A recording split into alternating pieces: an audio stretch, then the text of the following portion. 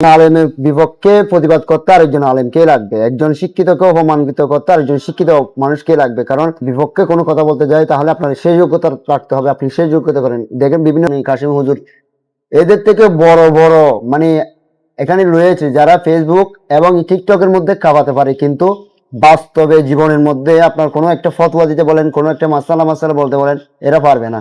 কিন্তু আপনাকে বিভিন্ন রকমের কথা বলে বিভিন্ন বিভ্রান্তি করার চেষ্টা করবে।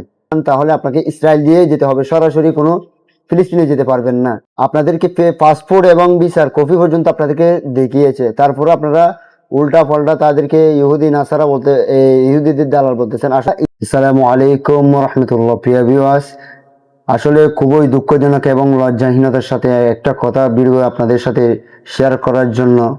প্রথম ছবি ভাইরাল হয়েছে, মসজিদুল আকসা ধ্বংস হয়ে গেছে। দ্বিতীয় ছবি, আমাদের সুন্নিয়তের বীর কিছু আলেম ফিলিস্তিনে গিয়ে মসজিদুল আকসা অক্ষত অবস্থায় দেখতে পেয়ে তিনজনেই হাত তুলে বিশ্ববাসীকে জানিয়ে দিয়েছেন মসজিদুল আকসা সুরক্ষিত রয়েছেন।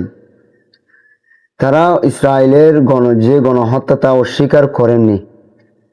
যারা ইসরায়েলের পাসপোর্ট নিয়ে কথা বলতেছেন তাদেরকে বলতেছি, ফিলিস্তিন কি তোমাদের বাপের স্বাধীন করেছে? ফিলিস্তিনে যেতে গেলে ফিলিস্তিনের পাসপোর্ট দিয়ে মসজিদুল আকসা যাওয়া যাবে?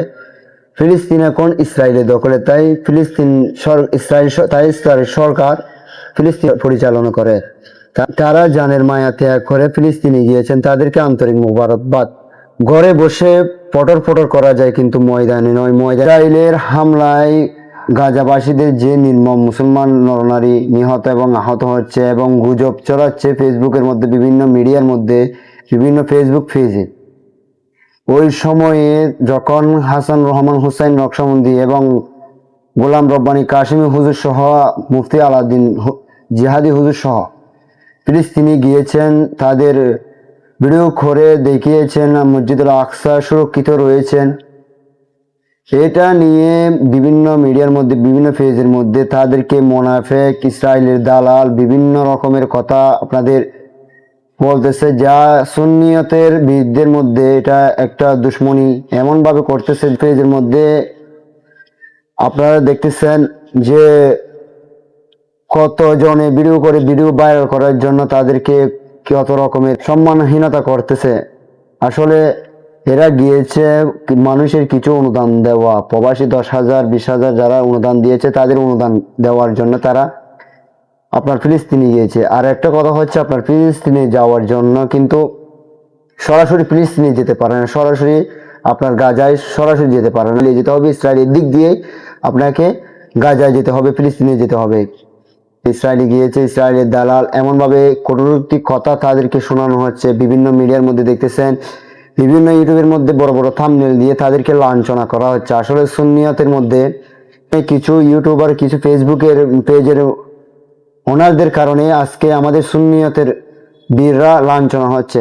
প্রিয় ভিউয়ার্স, আসলে একটা কথা আছে বাঙালি ভাষায়, দড়ি মাছ না চুই পানি। আমরা বাঙালিরা যুদ্ধ করব, কিন্তু ফিলিস্তিনে গিয়ে করব না, বাংলাদেশে করব। কিন্তু দেখেন, কিছুদিন আগে ঈদের পরে, পবিত্র ঈদুল ফিতরের পরে এরা একটা যে গাজায় বোমা হামলার মধ্যে, ইসরায়েলি বোমা হামলায় যারা গাজায় নিহত হয়েছেন তাদের বিরুদ্ধে সুন্নিয়ত বলেন, বিভিন্ন ধর্মের আকীদার অনুসারী বলেন, সবাই কিন্তু এটার প্রতিবাদ জানিয়েছেন অনলাইনের মধ্যে, ফেসবুকের মধ্যে, এবং বিক্ষোভ মিছিলের মাধ্যমে এটা প্রতিবাদ জানিয়েছে।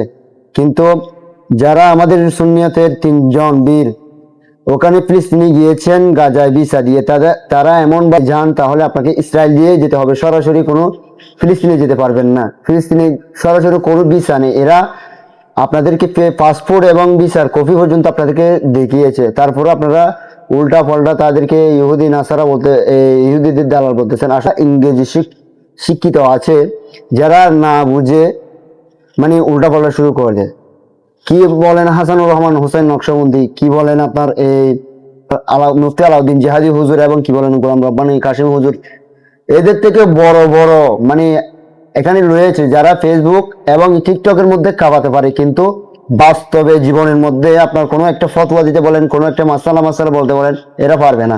কিন্তু আপনাকে বিভিন্ন রকমের কথা বলে বিভিন্ন বিভ্রান্তি করার চেষ্টা করবে। লোকের বাসায় ব্যাঙ মরে।